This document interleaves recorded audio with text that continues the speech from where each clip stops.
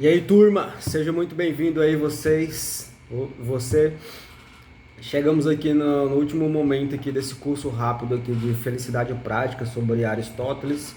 E agora a gente levanta aí a questão de como nos tornamos o que somos, né?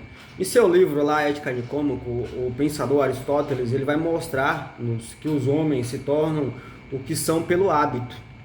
Os homens se tornam bons engenheiros construindo, se tornam músicos tocando. Da mesma forma, um homem torna-se justo praticando atos justos, né? E mal praticando atos maus.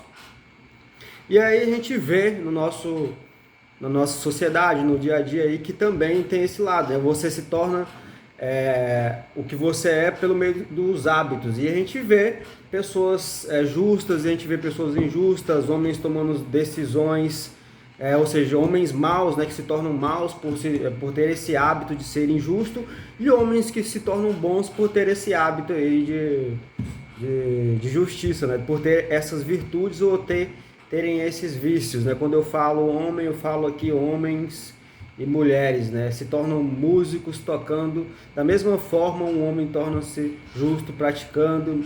Ou seja, um homem torna-se bom ou mal músico por tocar bem ou tocar mal. O escritor torna-se um mau músico, né? Ou um bom escritor, né?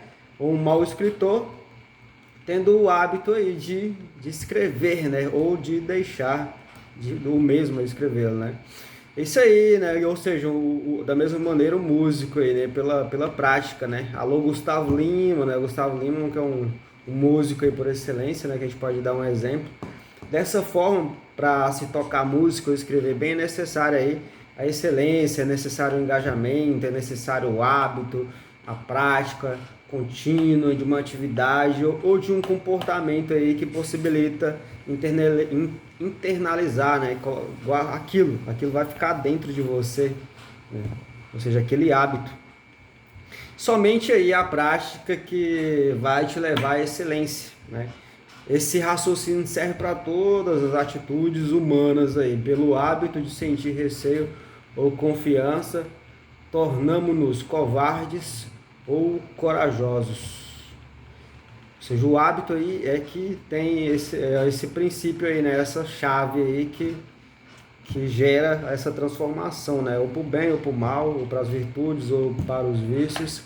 O mesmo se aplica aos desejos e à raiva, por se comportarem ali da mesma forma e do mesmo modo em todas as circunstâncias. Algumas pessoas tornam-se moderadas e amáveis e outras se tornam, né, concupiscentes, irracíveis, irracionais, cheios de ódio, de sentimento ruim. Algumas pessoas preferem se levar por esse caminho aí, né, do sentimento, né,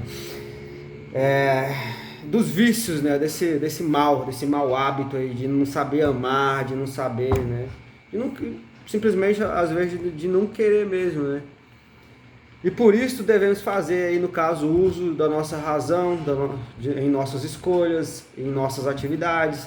Devemos sempre desenvolver aí nossas atitudes, né? E atividades de uma maneira aí racional, que seja o mais saudável. Aí até que ponto você vai, né? Aquela razão, ela vai ser... Você vai seguir, vai tomar aquilo como critério, né? Como racional. Da mesma maneira, seus sentimentos, as emoções, até que ponto aquilo, né, é importante também dentro da sua vida ali, né? Ou seja, a felicidade ali para o pensador, né, corresponde a esse hábito aí continuado da prática, da virtude e da prudência, né? Por sua própria natureza, os homens buscam o bem e a felicidade, mas esta busca só pode ser alcançada aí, no caso, pela virtude, e essa virtude aí é entendida aí pela excelência, pelo hábito, pela prática ali que te permite internalizar, né, aquilo ali. Então, mas o que é preciso então ali para ser uma pessoa virtuosa e alcançar a felicidade prática? No caso ali, é preciso então você exercitar os bons hábitos, né, cotidianamente, né, as boas ações, né? A virtude e a felicidade vai ser isso aí, é o produto aí dessa prática aí, de suas ações, de suas escolhas, né? No caso aí a longo e curto prazo. Mas então, beleza, ótimo isso aí, né?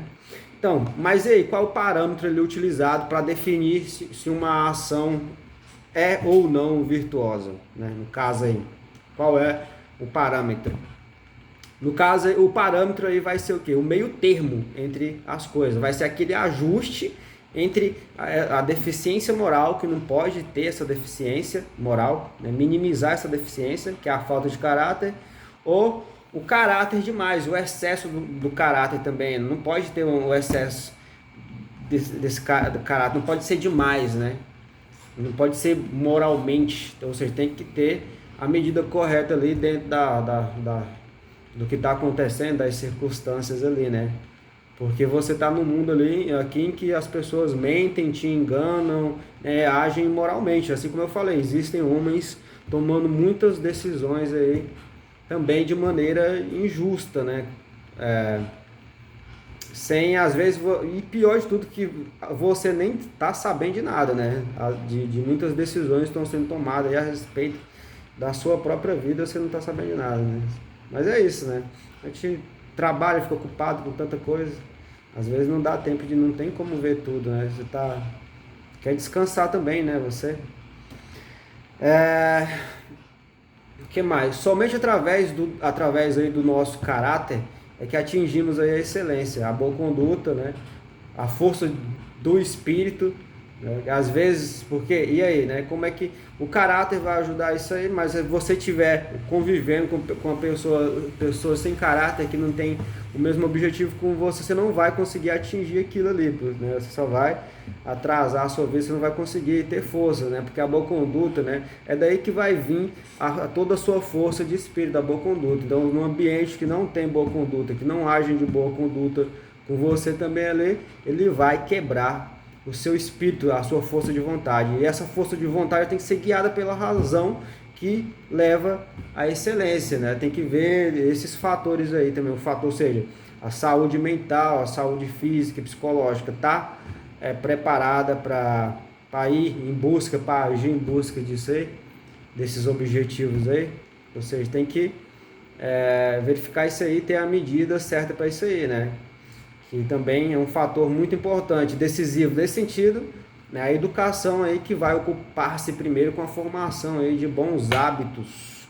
Por meio da educação, o hábito, né, e a razão podem desenvolver todo o seu potencial, que são dados aí pela natureza, né, certo? Porque a educação é que vai preparar esses bons hábitos aí, né? Que vai formar esses bons hábitos aí nos cidadãos, né? Você aí que é um cidadão, né? Que vai desenvolver todo o seu potencial que a natureza te deu. O conceito de bem, Aristóteles, né? O conceito de bem, né? Aquilo ali é como se fosse, não sei se eu poderia falar em essência, né? Mas o sumo bem que ele fala, né? Aquilo a que todas as coisas tendem, né? Todas as coisas tendem ao bem, né? Todas as coisas tendem ao bem, segundo ele, né? O pensamento ele demonstra de fato ali, que todo conhecimento e todo trabalho humano ele visa algum bem, né? E afirma ser a existência de uma forma ou essência como finalidade última. O bem se manifesta que através das ações, tendo como consequência uma infinidade de fins. O filósofo identifica alguns como atividade, outros como produtos, por exemplo. O termo bem é usado tanto na categoria aí, né, de substância, como eu falei, como na de qualidade, de relação, ou seja, ela se encaixa em várias categorias ali que é usado dentro do conhecimento, dentro desse trabalho aí que é feito, né? Dentro do pensamento, do raciocínio, da razão, visto que a palavra bem tem tantos sentidos quanto o ser, né? Ou seja, o ser humano, o ser, a essência, o ser, né? Está, né, predicado aí tanto, né, na categoria de substância, como por exemplo, né, na substância, o que a gente conhece? A razão, né, a consciência, Deus, por exemplo, né, a razão, a consciência, quanto na categoria de qualidade, por exemplo, ela tem relação com as virtudes aí, né? Ou seja, as virtudes morais, as virtudes intelectuais, a qualidade aí das suas virtudes, das suas ações, né? Ou se não, se, ao contrário de qualidade, né? Vai ser os vícios ali, né? Ou seja, ali, aquilo que não é bom, que não corresponde ao bem, né? Que não corresponde ao que é bom. Na categoria de quantidade, né? Tem relação com o que é moderado, de mais ou de menos, né? Ou seja, até que ponto, né? Até que quantidade, né? Ultrapassa certos limites aí, né? Ou seja, tem uma deficiência, né? Ou tem excesso demais, ou seja, tem que ter, ou seja, falta muito ali aquele equilíbrio, ou seja, tem que buscar esse equilíbrio aí, né? E depende muito das partes, né? Na relação de espaço, relaciona com o lugar. Existe, né, uma infinidade, né, de relações que formam todos esses acidentes aí quando você vai trabalhar o conceito de bem aí, né, dentro, né, dessa construção aí dos seus hábitos, das virtudes morais, intelectuais, que vão te levar a essa felicidade prática aí. É isso aí, essa prática. Começa tudo com hábito, né? Tudo começa ali com uma causa, né? Está claro que o bem não pode ser algo único, né? Não é algo único, ou seja, tem várias categorias e universalmente presente. Pois se assim fosse, não poderíamos ser predicado, ele não poderia ser predicado em todas estas diversidades de categorias. Se assim é, todas as coisas têm um fim, a qual desejamos por ele mesmo, e nem todos os nossos desejos estão direcionados em vista de outro. Se assim fosse, cairíamos num processo que não se cessaria. Tá, mas quais são aí então os fatores que possibilitam os homens se tornarem bons? Já que estamos falando de bem. Primeiro, né, é a physis, palavra grega que significa natureza. Ela é que faz alguém nascer o ser humano e não outro animal. Segundo, ethos, palavra grega que significa, aí como a gente já bateu na tecla, o hábito aí, que é uma chave ali, né, um ponto-chave, um virar de chave. Ele é que vai transformar, né, suas qualidades, né, suas virtudes, seus vícios, né, para a virtude, né, vai transformar para melhor, mas se for para vícios, vai tornar para pior essas qualidades, ou qualidades para pior, ou qualidades para melhor. E terceiro, o logos aí, a razão que deve ser capaz de usá-la para orientar sua própria vida e tudo, né? Quando a gente fala na própria vida, a gente já está falando tudo, né? Não tem como. Então é isso. Esse sumo bem aí é claramente algo de absoluto, né? O bem é algo absoluto. Se existe mais de um, o mais absoluto de todos será o que buscamos, este incondicionalmente, né? Aquilo que é sempre desejável em si mesmo e nunca no interesse de outra coisa, né? Este é o conceito que precisamos, né, que precisamente fazemos aí da felicidade. A gente busca a felicidade, né, não no interesse de outra coisa, mas simplesmente para alcançá-la, para você ser feliz, para você desfrutar daquilo. Não tem outra finalidade. Alcançou aqui, o objetivo final é aquilo ali, né, o sumo bem, aquilo que é absoluto ali. Ou seja, o bem absoluto é considerado aí como autossuficiente. O pensador ele define a autossuficiência sendo aquilo que em si mesma torna a vida desejável e carente de nada. A felicidade é, portanto, algo autossuficiente, né? Ela torna a vida carente de nada, mas não te falta mais nada quando você alcançar essa felicidade prática aí. Para você alcançar ela, né? Você vai apontar a flecha para alcançar o alvo aí, que é a felicidade, né? E afirma que a felicidade é de fato o sumo bem, aí no caso. Então o sumo bem é a felicidade, é essa autossuficiência que não vai mais te faltar nada na sua vida, você não vai ser mais carente de nada. Talvez pareça uma banalidade, né? Mas logo não cabe aqui definir, né? Ou seja, cabe aí e na missão e alcançar isso aí quanto a gente ainda vive, né? Enquanto a gente ainda respira ainda, né? Buscar isso aí, esse objetivo a curto ou longo prazo, tá ok? Então, isso aí, qual é a função do homem aí, então, né? Ele determina a função do homem, né? Determinando sua individualidade. Qual é a sua individualidade? Separando o homem dos seres viventes, né? Quando você separa o homem dos outros animais, qual é o princípio que sobra? O princípio racional. Colocando a vida ativa, né? A ação como característica marcante. A vida ativa é que marca aí a sua ação. Nós referimos à vida no sentido da atividade prática, né? Assim podemos afirmar se a função do homem é certa espécie de vida, né? E esta vida é uma atividade ou ações aí da alma que implicam ali um princípio racional, e acrescentemos que a função de um bom homem é uma boa e nobre realização de suas atividades. E se qualquer ação é bem realizada, quando está de acordo com a excelência que lhe é própria, né? Ou seja, toda ação bem realizada, ela está de acordo com a excelência ali que lhe é própria. Então, este homem realiza bem ali a sua atividade, a sua função ali como homem. E é também correto, né, pelo fato de identificarmos em certas ações e atividades em que o homem feliz vive bem, né, e age bem, pois definimos de forma prática que a felicidade é uma espécie de boa vida e boas ações também, né? Ou seja, isso é a felicidade. Dessa forma necessita, portanto, ali, igualmente você ter bens exteriores, né, que igualmente interiores, que são os valores éticos e morais. Sem a junção desses dois aí, vai ser, no caso ali, impossível, pelo menos não vai ser uma tarefa muito fácil de você realizar atos nobres, né? Sem os devidos meios aí.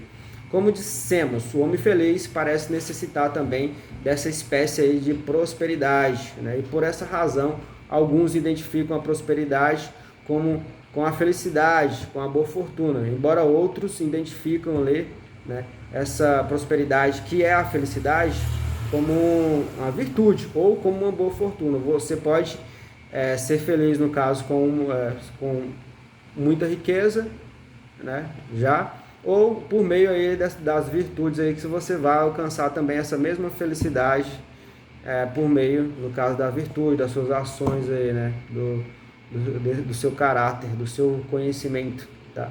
Da sua função, ok? E é isso aí, pessoal. Para finalizar, como é que a gente pode concluir isso aqui? A nossa conclusão, então, fica assim: todos nós estamos procurando uma existência feliz, certo? Isso. O fim último do homem, aí no caso, é a felicidade, a autossuficiência, que não lhe falte mais nada. Esta atinge-se quando o homem realiza devidamente as suas tarefas, as suas funções, o seu trabalho na polis, na cidade. A vida da razão é o quê? É a virtude. Uma pessoa virtuosa é a que possui coragem e não covardia, né?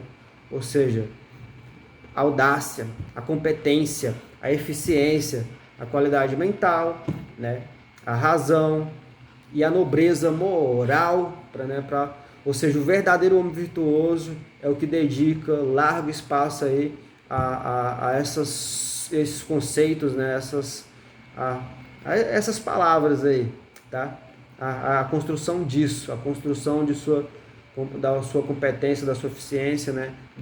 A construção da sua razão, da sua nobreza moral, né? Ou seja, esse aí que se dedica a isso aí, que a gente pode finalizar aí como meditação, né? Um homem que medita, que pensa, né? A razão orienta aí o ser humano para que este evite, no caso, o excesso ou o defeito aí. O homem deve encontrar o meio termo, né? O justo meio, né? E deve viver usando prudentemente aí, no caso aí, essa virtude, né? O meio termo, o justo meio, ok? A riqueza, né? Usar moderadamente os prazeres e conhecer corretamente, né, o que você deve temer, né? E sempre se lembrar que somos mortais. Isso aí, pessoal, forte abraço, tamo junto aí para crescer e evoluir aí, tamo junto aí, é uma caminhada, longa caminhada aí pela frente aí. Espero ver vocês de novo, tá? Forte abraço aí, fique com Deus, seja muito abençoado aí esse tempo aí que vamos passar juntos aí, ou seja, todas as bênçãos aí nas suas vidas, na sua vida, tá bom? Tchau, tchau, tamo junto.